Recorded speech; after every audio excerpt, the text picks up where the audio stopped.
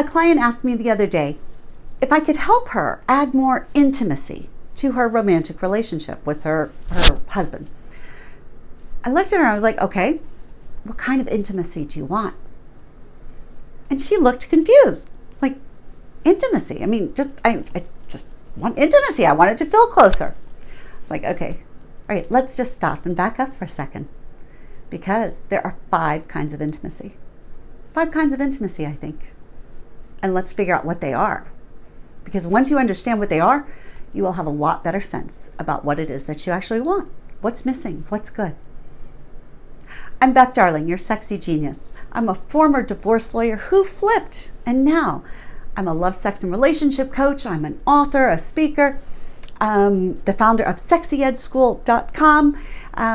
My passion is to help people love better. Love better. You can do that when you understand the 5 kinds of intimacy. So let's just dive in.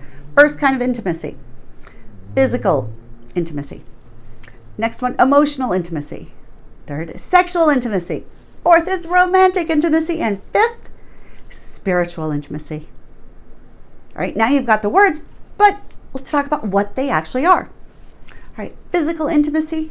That is like when somebody sits next to you on a crowded bus or a subway. They're very close to you. There's physical intimacy, but you have no idea who they are. There's no denying the physical intimacy because you can feel their heat on your thigh.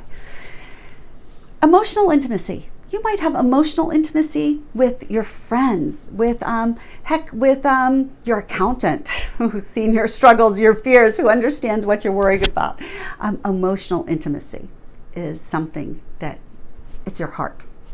Now, sexual intimacy. Sexual intimacy can be found, it could be a $50 blowjob on the street. It could be a husband and wife in bed having sex. It could be phone sex with the phone operator. There's no physical intimacy there. Maybe there's not even emotional intimacy, but there's some sexual intimacy going on over the phone with those 1-800 sexy stuff. The next one is romantic intimacy. Romantic intimacy is to be best understood by, let's say, an air, an ambiance, or an energy, an excitement, mystery, something unknown, something that goes, ooh, okay? A good kind of excitement, mystery, and energy. Then how does that interplay? So for example, a lot of people, for my marriage, 23 years, I had BMS, boring married sex. We had a lot of sex in the bed. So there was physical intimacy, there was sexual intimacy. I would argue that there was no real emotional intimacy. I didn't feel it, I missed it. And there was no romantic intimacy. I was not very excited about it. It was BMS. I don't think he was very excited about it. It was sexual and physical, and that was it. But romantic intimacy, you can have even by yourself. I was out about a month ago or so, out on the beach. The waves are crashing, the breeze is blowing. I'm feeling it on my skin, the stars in the sky. I was so happy. I loved myself. I loved that I put myself in this position to be there, to appreciate all of it. And I was appreciating it. It was very romantic, all by myself, but it was very romantic. And I had physical intimacy because I was feeling the breeze on my skin. I was loving my body, so I was a little bit turned on. So there's that sexual intimacy. Emotionally, I was intimate. I knew what I was feeling then. I was okay with it. I was happy with it. It was wonderful. The last, 5th intimacy. This is the one that I call spiritual intimacy. Now, a lot of people will think it's about, that means like if you're Jewish, being with somebody Jewish, or Catholic, or agnostic, but no. I say that's spiritual alignment. When they think what we think about spirituality, that's alignment. Spiritual intimacy is different. Spiritual intimacy is this idea that loving this person, being intimate with this person in all the ways that you are intimate, that it's good for you, it's good for them, good for your families, good for the world at large, and good for the whole universe, i.e. it's sort of divinely blessed, if you will. Now, people who are cheating on their spouses, they don't get that spiritual intimacy because unless they're pathological, deviants and stuff, they know what they're doing isn't quite right. I'm not trying to shame. I'm not trying to say there aren't reasons and all that stuff. I'm just saying there's a part that's not quite right. they'll say, oh, they're not proud of it, or whatever it is, but that little spiritual intimacy is just not there.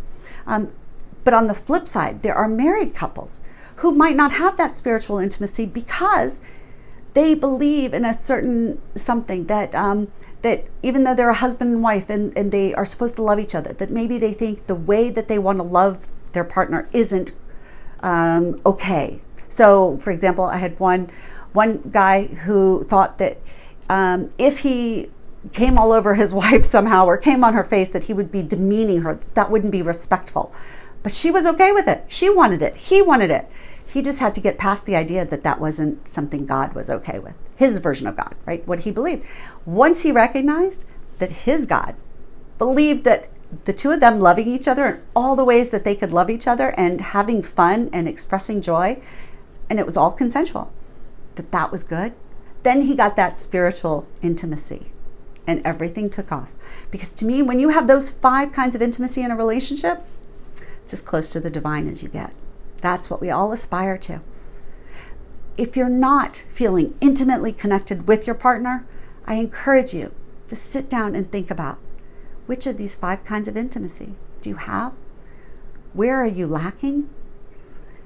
Don't think that you can just have, for example, you can have lots of sex and make up for no emotional. It's like eating too much sugar, trying to think that it's going to meet your needs for protein. It's not. They're 5 distinct and separate ones. They work best together. They accelerate, they blow everything up, they make it all magical. But 5 kinds of intimacy. Where do you have them? Where do you have intimacy? Where do you lack it? And once you know that, it would be my pleasure to help you fill those blanks in, or to identify what you've got and what you're lacking and why. 5 kinds of intimacy: physical, emotional, sexual, romantic, and spiritual. There you got it. I'm Beth Darling, your sexy genius. Thank you so much for being here with me. Let me know your thoughts. Let me know how this helps you. Let me know your questions, your challenges, up for anything. And if you like this video, please subscribe to my YouTube channel, and that way you'll stay up to date and get notice of all sorts of videos, because I am going to be more active on here. I got a lot to say, and I am so ready to just preach and teach love on a daily basis. So, and please let your friends know, let your family know, everybody deserves love. It's there for us. It's my pleasure to help you increase your desire and passion and intimate connection. Big hugs, lots of love. Bye.